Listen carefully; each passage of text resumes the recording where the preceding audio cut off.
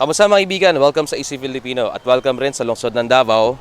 At kung nakikita niyo yung sign na yan, nagsasabi na welcome to Smoke Free Davao dahil bawal manigarilyo dito kung saan saan. At pag nahuli ka, magbabayad ka ng 5,000 maximum penalty. Dahil isa ito sa pinaka-effective law enforcement ni Mayor Duterte na kung saan nga naman ay talagang epektibo dahil wala akong makita na naninigarilyo dito kung saan saan. At kung nakikita niyo yung jeep na yan, yan ay isang project ni Mayor Duterte na nagbibigay ng libreng pagkain para sa mga tao. Okay, so mga kaibigan, lumipat kami. Sobrang lakas ng ulan at nakita nyo na dito kami sa isang bagong location na malapit na din kung saan kami galing kanina. At ngayon na mag-interview tayo ng mga tao, ng mga Davaoenyo, kung anong tingin nila sa plataforma ni Duterte na gagawin niyang federalismo ang sistema ng gobyerno. Kaya tara!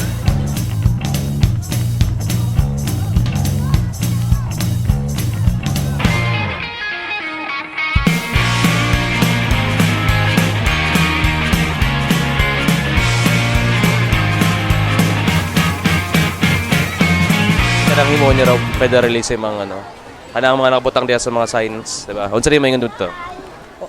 Okay lang man sa okay lang. Wala may problema sa Ang nasyonal sa maano din ang sana amo nagdabaw daw dito sa Manila. Okay. Oh. Kaya nga ni Digo kung say mo daw di masapuyog na kanyang. Na? Hindi mo puyo sa dito pero muli sa adlaw-adlaw. O mo sa adlaw. Aba ganaran na niya. Ang 4 sa Mindanao na, di na mo ato sa Luzon. Sa Mindanao lang kayo, ato Luzon, abot ito, kurakuton lang. Ato lang kasino, ato lang mga babae. Mo yung mga pulos. Okay lang, okay. Okay. Ako, okay si Duterte sa pamalakad rin sa Davao City. Anana ba kay sa tanamang good, suka niya na presidensya, tanan, peace in order. At tanan, ako, criminology man dyan ko. Natanan, peace in order, walay sa una, mga bugoy sa una. Musugot ka na, kaya federalism daw. Okay lang. Ang sugot ko sa kuha, Ano man? ganahan ko kay dili siya paya sa uban nga kuan. Si Duterte kay ganahan ko kay dili siya paya sa uban nga magkuan sa mga bayot, gusto ko inana. Ha? Sa iyo may sayang ano? Wala. Wala. Wala. Nalugaw sa yaman na. Ang ko sa team. Ha? Dili mong good pwede. Ay, di pwede nga di. Government. Ay! Kana di, sorry. Ano ba? Parang wala o development. Hanagin na mapaingon man, basta depende lang.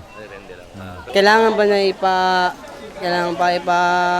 pagandahan pa kasi hindi masyadong maganda eh. Ang ingon niya na ang kwarta sa Mindanao, di na mo ato sa Malacanang, di rin lang sa Mindanao.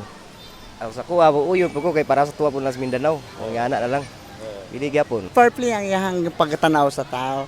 Dili siya nga patuwad ang uban na para sa uban nga diha ra na sa mga mudagan.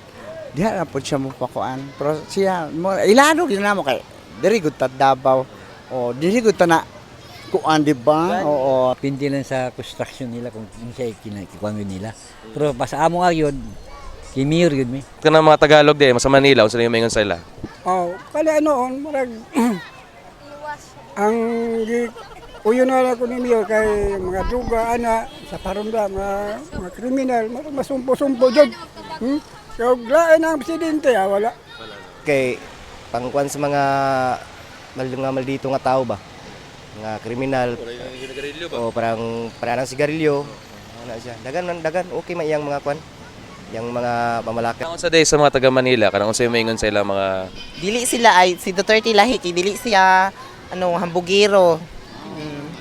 Mao lang na. Nalili sa pangako diha jud ang tinuod sa atong pagbabago. Dili po 100% natunga.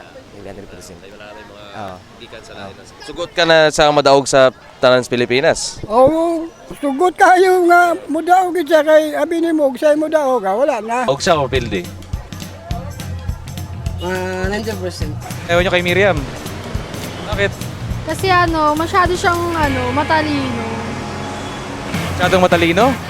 Sabi din daw kasi anti-Christ daw siya. Kasi kung walang droga, walang magnanakaw, walang rapist, may lakas na loob na palitan yung sitwasyon ng Pilipinas.